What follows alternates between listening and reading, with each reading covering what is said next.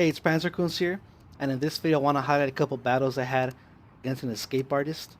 In the first battle we were both in 262s, and I went on to attack him in the beginning of the battle and he was able to turn in a downward spiral, and I lost sight of where I was and I crashed into the ground. Then later on in the battles I was able to get him with rockets and we won. I was going to show that one, but not too much happened, so I decided to skip it. So we'll see the second and third battles, and for those he switched to the ME-209A. And he was just dancing. He was dodging all of my shots. He even made me crash a couple more times. But in the end, I was able to get him. But I just wanted to highlight it because it's the stuff he was doing made it really hard for me to hit him. He was giving me fits, and that's the perfect way to counter a heavy fighter. Just dance around and use different planes of motion to throw off their aim. So we'll head right into that second battle where I duel this escape artist. Alright, so this is the very next battle. I stuck with the 262 as I most likely always do, but he shifted to the ME-209. And he's already putting in a lot of work. He already helped get a sector, and he's coming in here to get the air base or airfield. And just look how he moves. Look how he's able to so easily avoid my attacks. And I know he knows what's going on because when I miss, see how he's coming toward me? And he just keeps moving. And I know he knows I'm here because he turns around and then comes toward me. So he's turned around and he's gunning for me here. So to me that's fair game. This is a duel. This is what I'm talking about. It's a matter of who's gonna break first, right? Who's gonna make the first mistake. He's so low on health. I just need a couple shells to land. So I come around again. And I'm with a heavy like this, you can't really make minute adjustments. You have to figure out where they're gonna go and then point there. You can't be too reactive. So I'm waiting until the last possible second to decide where I'm gonna go. And what I want to see, I want to see him turning one way.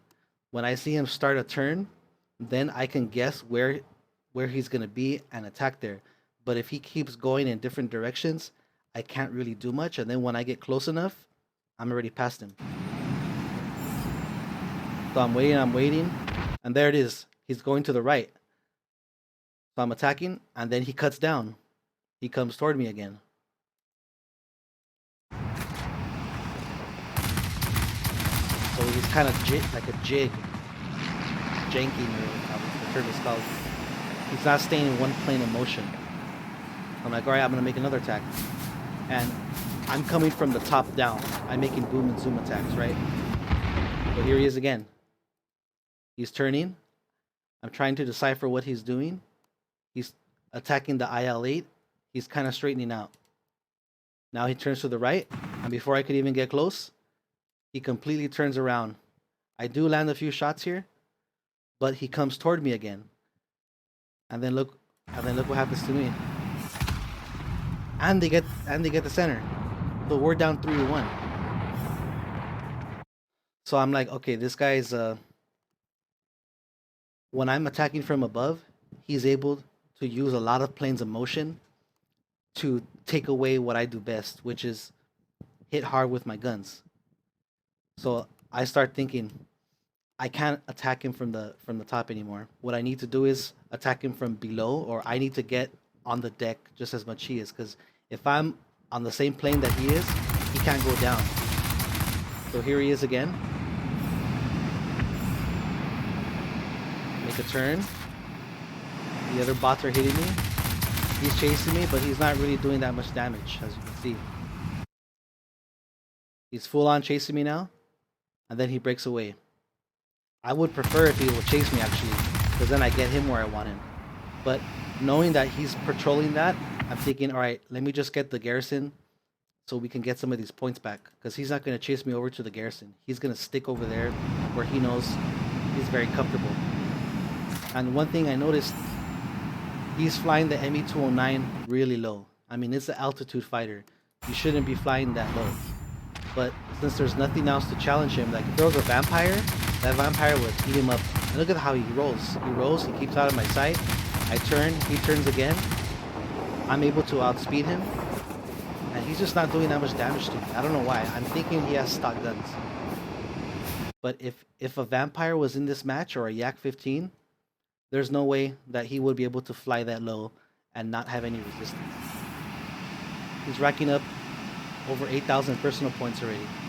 So finally, he chased me a little bit, but he breaks off, which is a smart move on his part. And now I want to enact I need to get low. I'm thinking coming up from above, it's just not working out. I'm allowing him to use multiple planes of motion, but if I'm on the deck, he can't. I'm limiting what his movements. So I'm attacking when he's attacking someone else, which is the best time when they're most vulnerable. And he turns again. I'm like, okay, I have him low health. Couple rounds should finish the job. He's attacking the ADA. He gets the base. I come in, but this time I'm not going to crash. I break off the attack.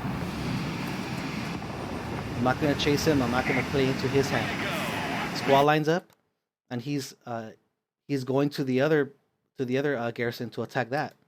So he's just like a machine. He's just moving forward, dodging me, and he's not chasing me. Most pilots would just chase me, but since he's not, he's making it a little bit harder for me. And now, this is what I want. He's coming at me. He's making a low turn. I'm firing, and then he ducks below me. Look at that. That should have been a kill shot. I was frustrated right there. Like, he should be dead right now. So now I'm thinking, I have to get even lower. I have to get below him somehow. I can't let him use the vertical. So now I'm coming in again, and I always send bots on him. No matter who you're fighting, just always send bots. It can't hurt. And now I want, where's he gonna turn? I see he's making a shallow turn, and I'm like, this is my chance. I see he's turning, so look how far I lead him. I know that he's been shifty all this whole match, so I know the game's almost over. This is my chance to take him out, and I need to lead him a lot. I need to get really far out ahead of him. He's keeping the same plane, or he's trying to come back to me like he always does, but I'm able to hit him right here. And he blew up in the sky. You can see clearly he didn't crash. So finally, I was able to take him out. So in chat, I told him I gotcha. You know, finally, after going back and forth. And one thing I mentioned in the next battle is having a certain attitude of a pilot, right? Amateur luck. And it's like, that's not amateur luck. You know, like we have been dueling this whole battle. That wasn't just plain luck, you know. So I tell him back, you know, I'm not an amateur, basically. Game's pretty much over. We win, and then he says whatever. All right, so this is the very next battle. I'm in the 262 again, and he's also in the 209. We had captured the airfield and the command center, and I'm coming to the military base. And one trick you can do, I always talk about look at the lineup to see which players you have. So we have a specialized Typhoon, so that's easy to spot. But then we also have the ME-209A, but he's not specialized. So any fighter, I don't know exactly which one is him. So you see when you're this far away, you see a fighter, but you don't know what it is. What you can do is call a bot on it, and then it tells you who it is. So right away, you know if it's the player or not when you're this far away. And that's one thing you can do to identify where the players are. So I did that, so I know it's him. So I'm going in for an attack. And this guy is super shifty, very hard to hit, and sure enough, he gets the base, and I'm not able to hit him. And I know he's gonna come after me now. So I make a turn. I want him to chase me to get him out of here. And as I mentioned in the last battle, I don't think he has the top guns because he would be able to hit me up to 950 meters. So he just has all the 20s right now, which I think have like 720 meters. So to stay out of his sight, I'm going to tuck in behind this mountain here. See that? I'm using the terrain. Coming in here, he has no shot on me now, and I'm luring him into here. This is what I want. He's playing into my advantage now. I'm able to take this guy out, and the longer he chases me, the better it is for him because I can maneuver myself the way I want. And in the previous battle, I was having a lot of trouble coming from making a diving attack because he would use 3 planes of motion. He would use horizontal, he would come toward me and then dive.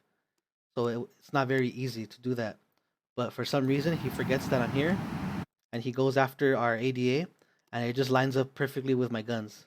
Check this out. Diving attack, and I'm able to just take him out because he was staying still. He was shooting. So that's the easiest time to attack someone when they're shooting something else. He wasn't moving, he was staying still, and if you stay still, that's when my guns do their damage. So he respawns. I come over here. I want to get this garrison. We kill something. I throw some rockets at a ground target. Blah blah blah blah. And then I wanted to defend our command center. And then, sure enough, right at the most opportune moment, he shows up. So now I have to think: do I want to go after him, knowing that he's gonna be dancing around? Because up to this point, he hasn't killed me by shooting me down, but he's killed me by making me crash twice. And look, he's chasing me up here. So I'm like, all right, I'm gonna ignore him right now, and look what I have in front of me. I have an XP-58 that's ready to die. So I'm going to ignore him and go after this XP-58. And that's exactly what I do right here. I'm able to take that tier 8 heavy out. And then maybe I'm thinking I can try and I'm gonna crash. Oh, just survived. So he hasn't shot me down. He hasn't landed too many shots, but in this third game, I have crashed 2 times because of him. And almost the third time right there. So we have air supremacy. And now I can really take it to him now because I don't have to worry about the game. And look at the angle that I am in right now. I'm going straight down less than 1,000 meters altitude, and he's winding and turning. What do you think is gonna happen? I don't even land 1 shot, and when I try to disengage, ooh, and I'm just like, it's kind of funny to me, you know. So I in the chat I wrote crash. Like, you didn't shoot me down, I crashed, right? And one thing that, so this guy obviously knows how to maneuver his aircraft. He knows how to use his strengths against his opponents. So I think he's flying pretty well. But the one thing I think that's gonna hold him back from being a good pilot is just the attitude. Because then he types in it's a noob team, and only a noob crashes. You know, so it's like there's things you can laugh at, and at this point I'm thinking, all right, this guy is just super salty. There's no like having fun about it. You know, there's like, oh, you got me this time, I'll get you this time. Even though if someone gets me, like, of course you don't like it, but you could just kind of have fun with it sometimes. But I clearly see that this guy doesn't. So now it's time to show him who's the noob, right? Look at the squall line. 4 seconds, 3 seconds. He's making a turn, and that's when he's at his most vulnerable. And look who gets taken out right when squall line hits. So this was a victory here. He was still able to make me crash into the ground. So obviously he has good skills using his aircraft, and it seems like he was a bit undergunned there, but this is one way that he was outsmarting me. But then you're able to counter that, adjust what you're doing to get the upper hand. So in conclusion, I hope you were able to pick up a couple things from those battles.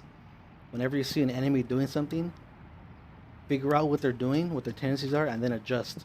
If you keep doing the same thing, if you keep going head to head with the heavy, if you keep trying to do the same things, you're just gonna get beat over and over again, and you never advance in what you're doing.